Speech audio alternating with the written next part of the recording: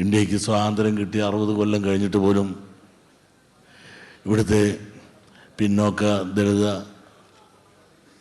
വിഭാഗങ്ങൾക്ക് സാമൂഹ്യനീതി നാളിതുവരെ ലഭിച്ചിട്ടില്ല. രാഷ്ട്രീയ നീതി ലഭിച്ചിട്ടില്ല, വിദ്യാഭ്യാസ നീതി ലഭിച്ചിട്ടില്ല, സാമ്പത്തിക നീതി ലഭിച്ചിട്ടില്ല.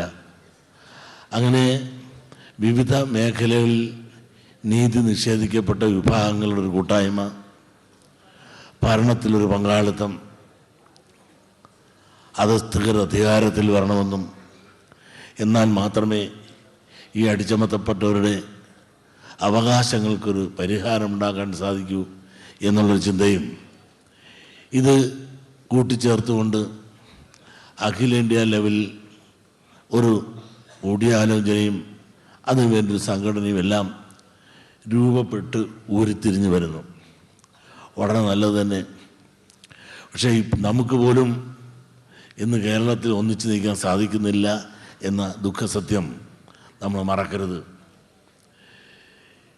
സംവരണത്തിൽ തന്നെ അട്ടിമറിക്കപ്പെട്ടപ്പോൾ പോലും അതിനുവേണ്ടി കൂട്ടായി ഒരു പ്രക്ഷോഭണം നടത്തുവാൻ വേണ്ടി തീരുമാനമെടുത്ത് തിരുവനന്തപുരം PSCയിലേക്ക് മാർച്ച് നടത്തുവാൻ തീരുമാനിച്ചപ്പോൾ കേരളത്തിൽ ഏതാണ്ട് സംവരണ സമുദായങ്ങളിൽ ഏതാണ്ട് 78% വരും. സവർണ ക്രിസ്ത്യാനികളും സവർണ ഹിന്ദുക്കളും ഒഴിച്ചാൽ ഇത്ര മഹാഭൂരിപക്ഷം വരുന്ന ആ വിഭാഗങ്ങളോട് അവഗണന കാണിക്കുന്ന കാര്യത്തിൽ യാതൊരു തത്വദീക്ഷയില്ലാതെ പെരുമാറിയിട്ട് പോലും അതിനുവേണ്ടി പ്രതികരിക്കുവാനും പ്രതിഷേധിക്കുവാനും വേണ്ടത്ര പങ്കാളിത്തം ആരിൽ നിന്നെല്ലാം ഉണ്ടായി എന്നത് ഒരു ആത്മപരിശോധന നടത്തേണ്ടതുണ്ട്.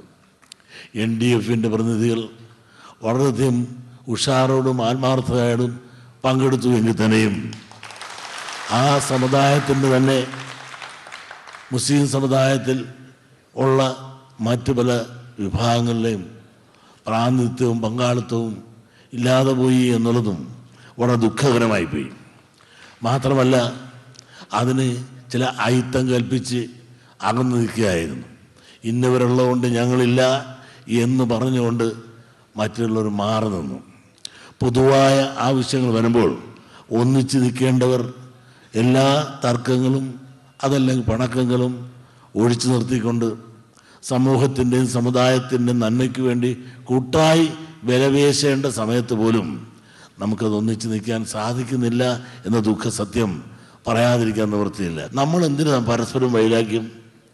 നമുക്ക് സ്നേഹം കൊടുത്ത് സ്നേഹം വാങ്ങിയ പോരെ?